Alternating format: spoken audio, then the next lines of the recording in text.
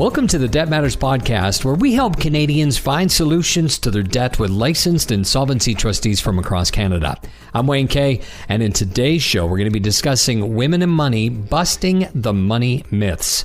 Joining me to talk about this, Francyne Myers from Allen Marshall and Associates, licensed insolvency trustee with office locations in Alberta, New Brunswick, Nova Scotia, and Prince Edward Island. Thanks for being here, Francyne. Pleasure to be here, Wayne. Thank you. Oh, this is a great topic because there are money myths. A lot of people think, well, is there a difference between money myths for men and women? And the answer is...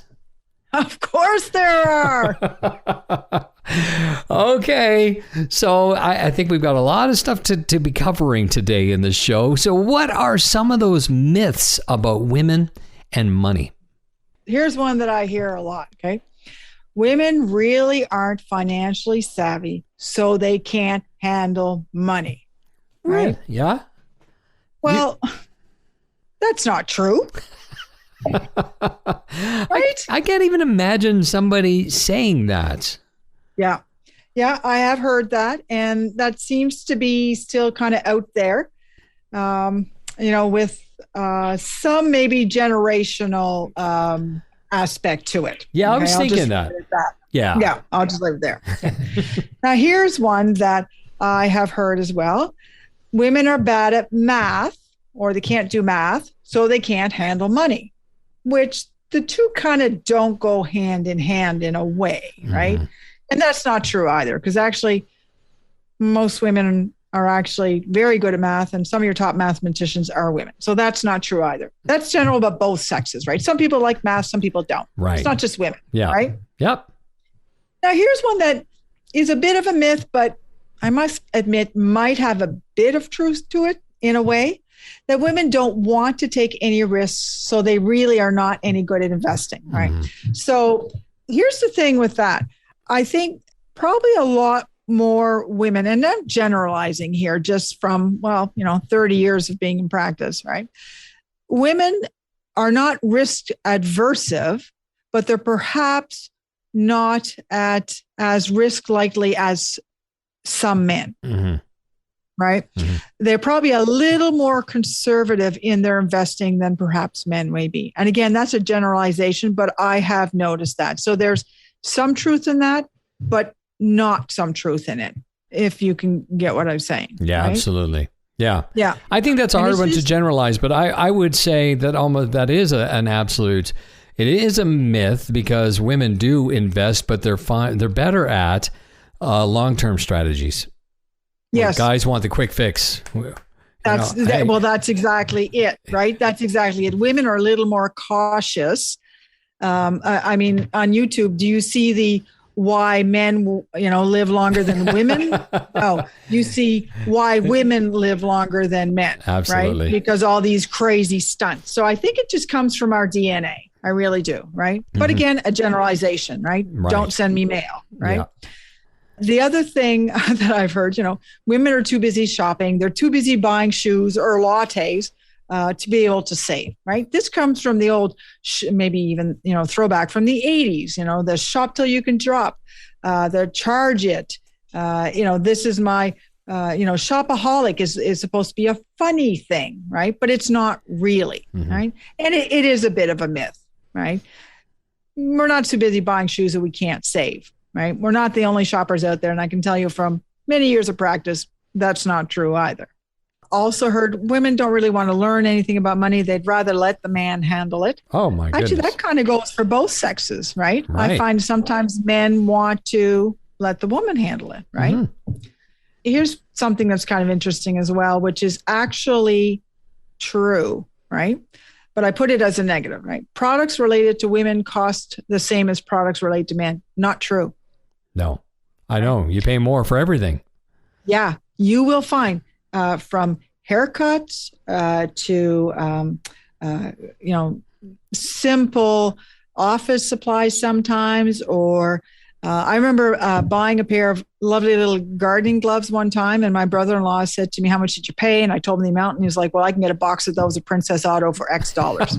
Right? Yeah. Yes. So it really does happen. Marketers charge women more, and for whatever reason, we pay it. Mm-hmm. Yeah, well, Right? razors is one I can think of off the top of my head. The difference, you look at the ladies' razors, you look at the guys' razors, and there's a big substantial difference in price. And there's exactly the same thing, except one's pink, one's blue, one's prettier, got more packaging. Maybe that's it. Yeah.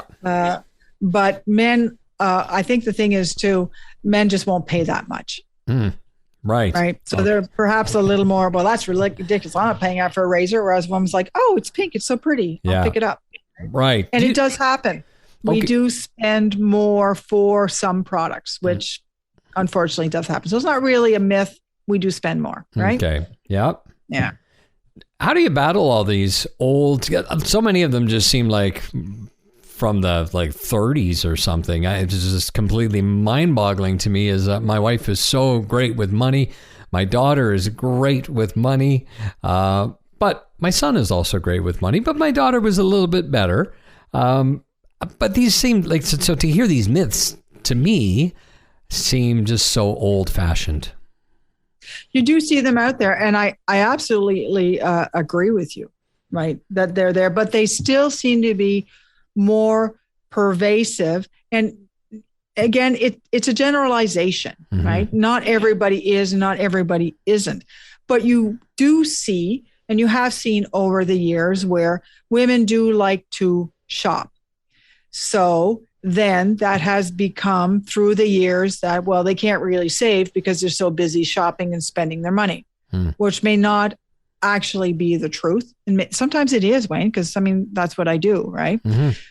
But other times it is very much a generalization, which keeps going on and on. And it's part of popular culture. And I think when you do things like, shop till you drop, or I'm going to go for a little bit of, shopping therapy, or, anything like that, you keep that stereotype going.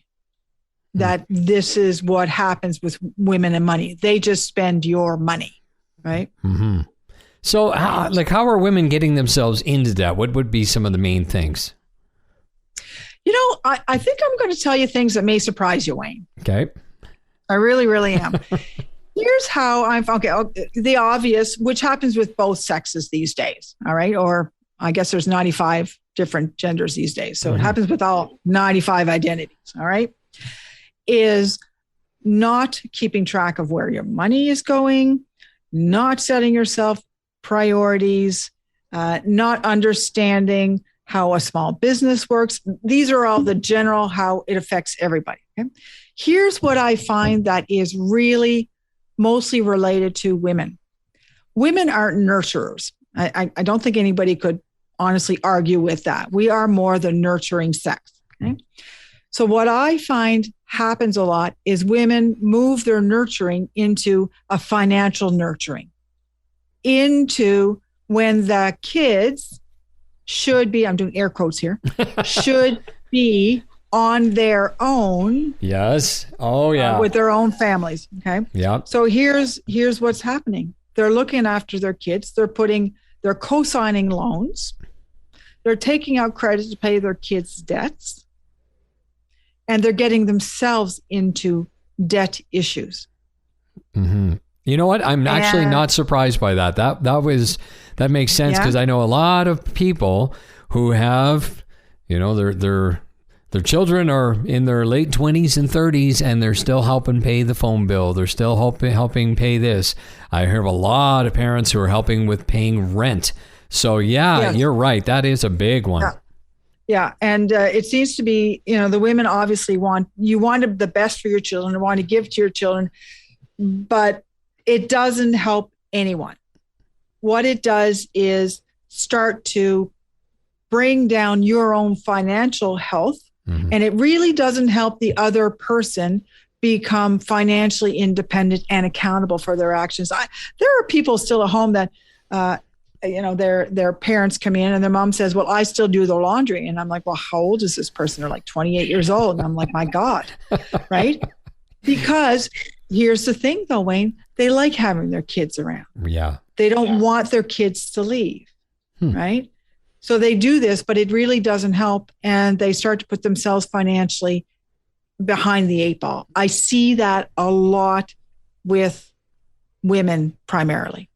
Okay. And is this mostly, would this be from single families, or would this be from, traditional couples with kids? I don't think it makes a difference. Okay. Right. I've seen it every way. And now it's usually, for that generalization, obviously women who have children who are older. So you're looking at women of a certain age. Mm-hmm. Okay. What I'm finding with younger women is they're being very, very influenced by social media. Yes. Right.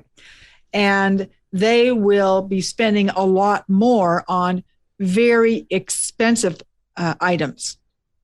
Really? The skincare, clothing. I'm not sure exactly what kind of skincare a 17-year-old needs, but apparently somebody on TikTok has told you that you need this cream from Sephora that costs $80.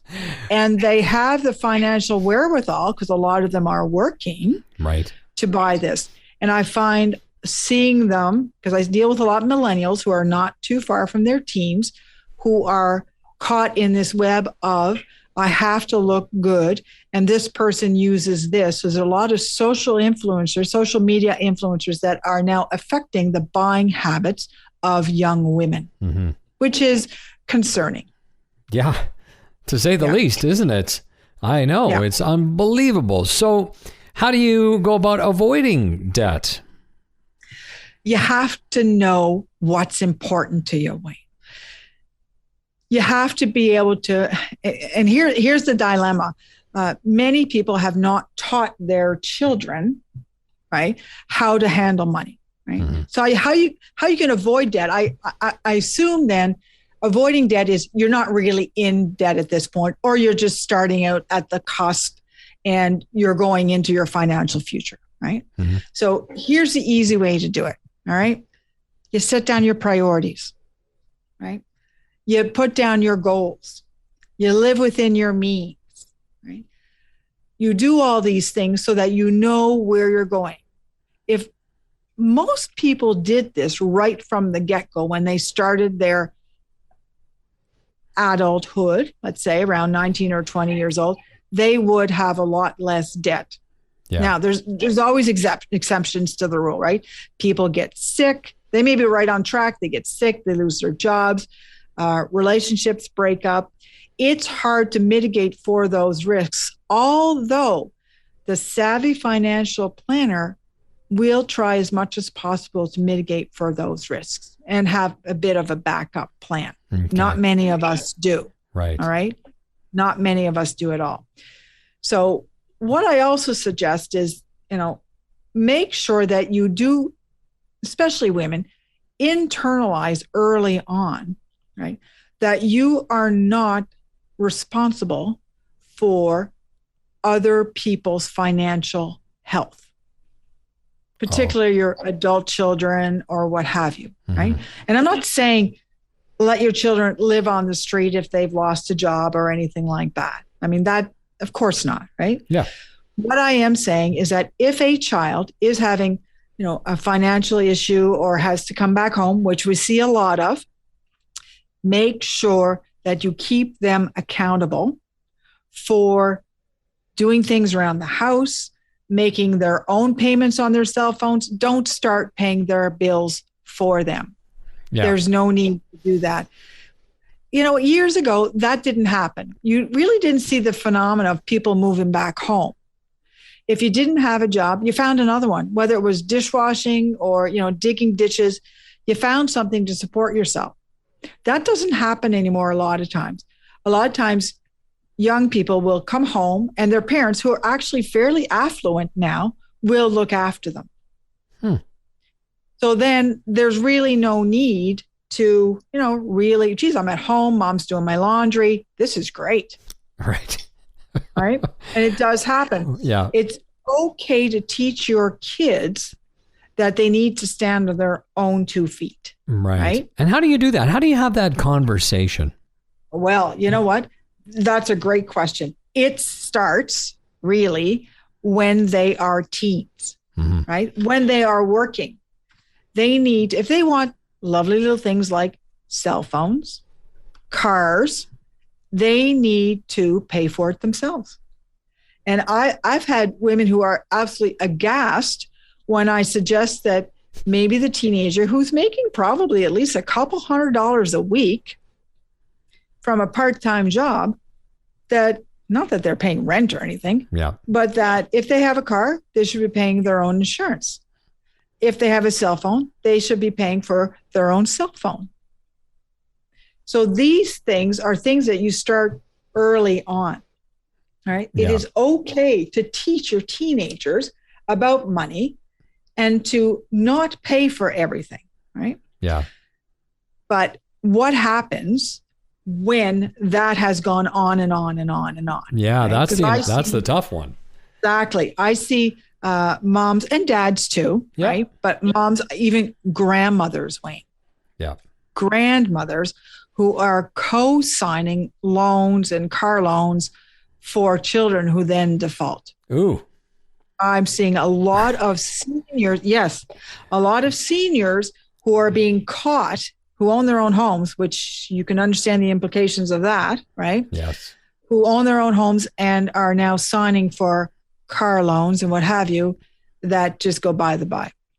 It's a bit of a, I don't want to use the word pandemic because that's kind of overused these days, but it's not uncommon. You see a lot of that, right? Yeah. So really get yourself out of that situation. You have to have a difficult conversation with someone. And we don't like difficult conversations, right?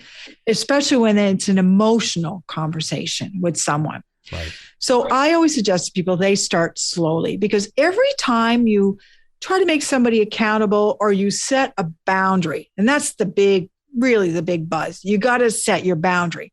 Every time you set a boundary for something that has gone on for a period of time, you get what? Pushback. Yeah. Right. Because people don't like boundaries. So here's a very simple one. Your child at even 15, you say, you know what? You've been on your cell phone, too long and what have you. Well, when you try and ream that in, you're going to get pushback because nobody likes pushback. Now, if you stand your ground and what have you and, work on things, yes, slowly it will come. But you got to be prepared for the pushback you're going to get, and you're going to set your boundaries. Don't start big. It will totally blow up and it will not get anywhere. Wow. Very simple things like, and I'm going to pick on the cell phone again because they're ubiquitous, right? Hey, you know what? Probably a good idea for you to start. Now you've got a part-time, or why don't you get a part-time job? You're 25 years old, right? Honestly. Yeah. I can't pay for your cell phone anymore. It's a little bit too much out of my budget. So your cell phone is going to be cut off. Well, that's a great way of approaching it.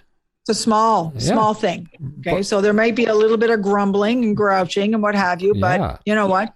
If they want a cell phone, they're going to have to get their own part-time job. That's a small start, right? So then you go ahead, Wayne. Go ahead. Sorry. I was going to say, maybe then you start on the, not just financial accountability, but accountability on being involved in things and part of the household, like preparing meals, which a lot of people working at home just expect, or living at home expect their parents to do. So to all these small little increments, right up to, really, I'm going to throw it out there, having an adult child pay for board or rent if they're in your house. And I like the way you worded it. So I think that's important. People can go back and take a listen to how you exactly said that. We're running out of time, and this is such a big topic. I want to ask you one more thing here. So here we are, and maybe we're kind of in debt or just on the verge, and money's tight, and maybe you want to have some more disposable income. Do you have some advice for women when it comes to having that? Oh, that's a great question. I love the way you put it.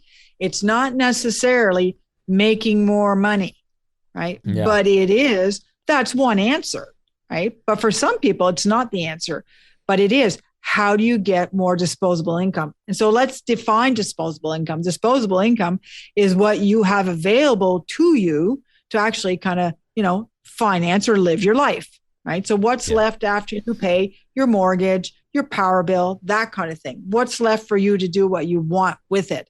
So there's two ways to get more of that. Number one, make more money. Number two, reduce your expenses.